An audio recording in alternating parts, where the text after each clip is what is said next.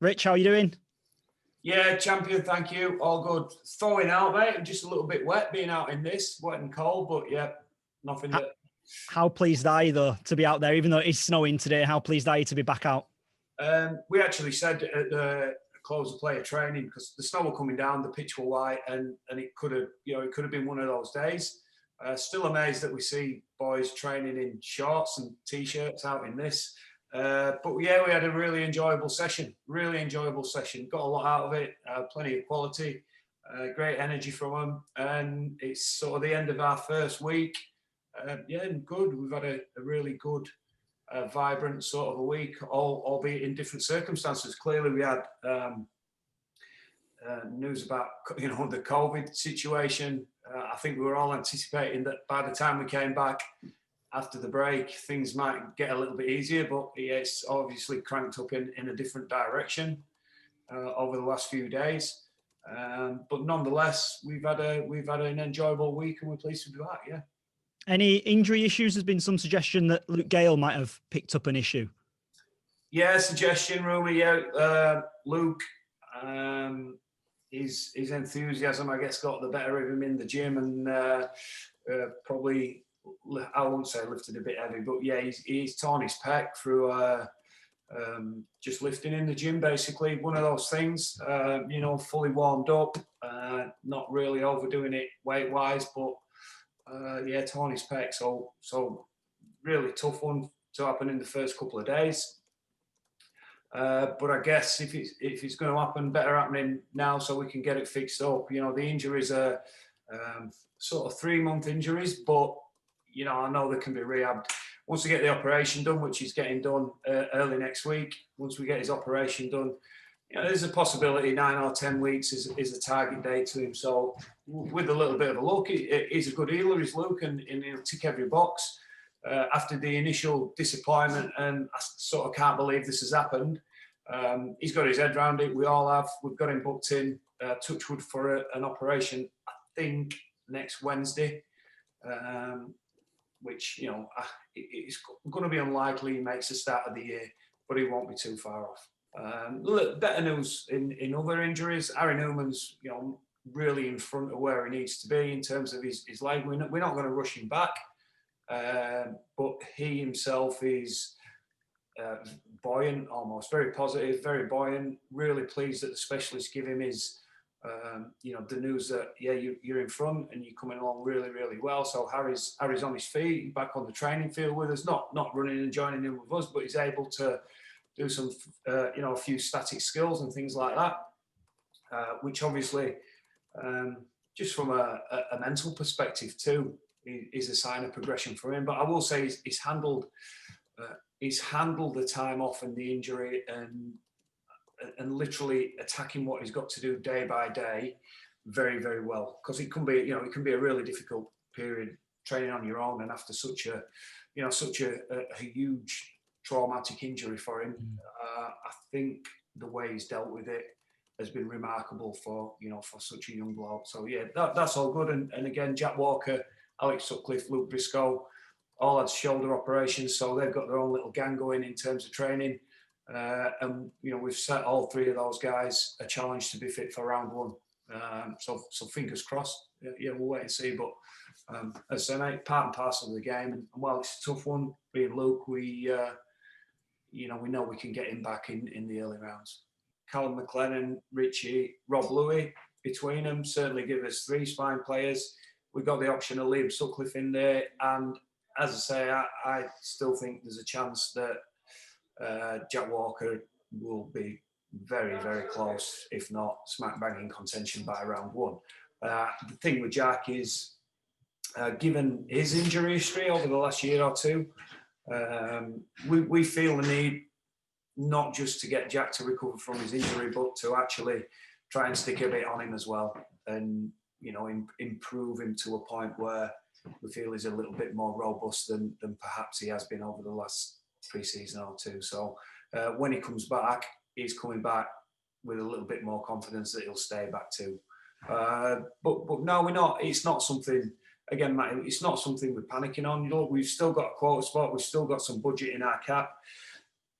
Could we go out and sign another spine player? perhaps we could, but I think the maximum we may have to cope unless something else happens is a round or two. But I think that would be the same for the majority of the clubs if they lost.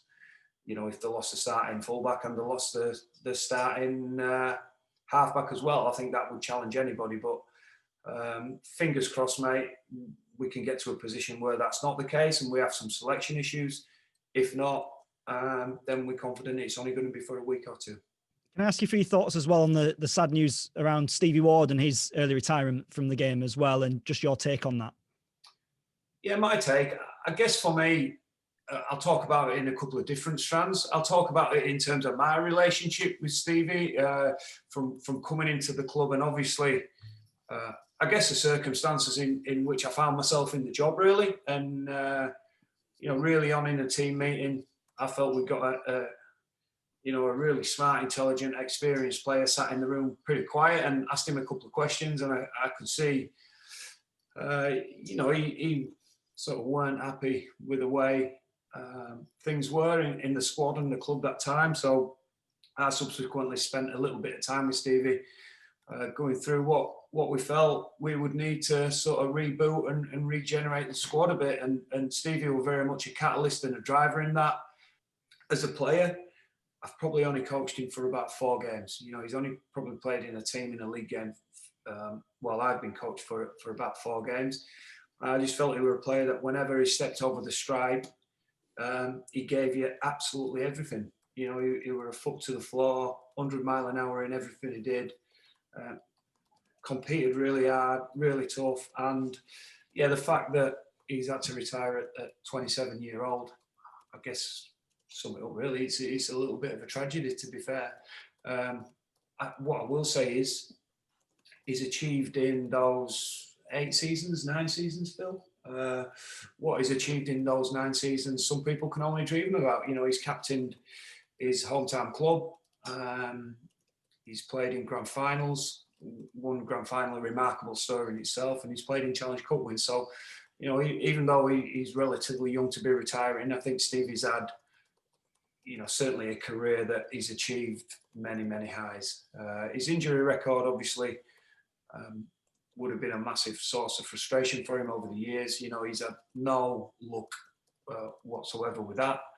And I say the circumstances around his retirement, pretty sad ones, that a kid with so much talent has had to call it a day so early. As a young player myself and playing, we do know the risks around playing contact sport. We know every time we go out on the field that something could go wrong, and we're well aware of those risks. But I think any steps that can be taken to make everything as safe as possible, and give us some more information and knowledge about it, would be, I'm sure, widely welcomed in any contact sport.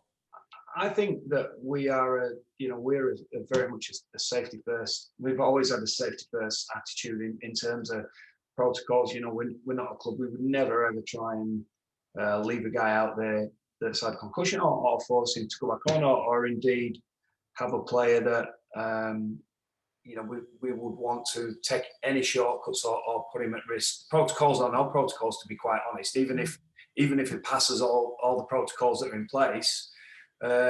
Which, if I take my mind back to this concussion of Stevie's, he passed all the protocols in place, but there were never a point where we were quite opposite. Stevie as a captain at the start of the season, desperate to play, quite the opposite actually. We're like, nah, look, you don't need to play. Take your time, come back when you're ready.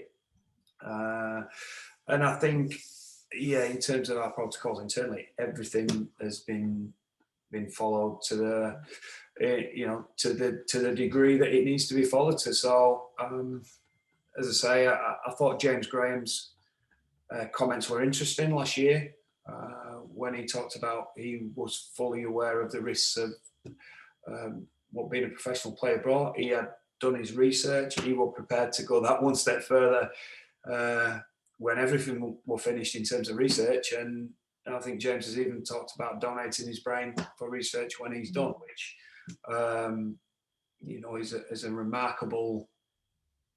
I won't say gesture, but it's a remarkable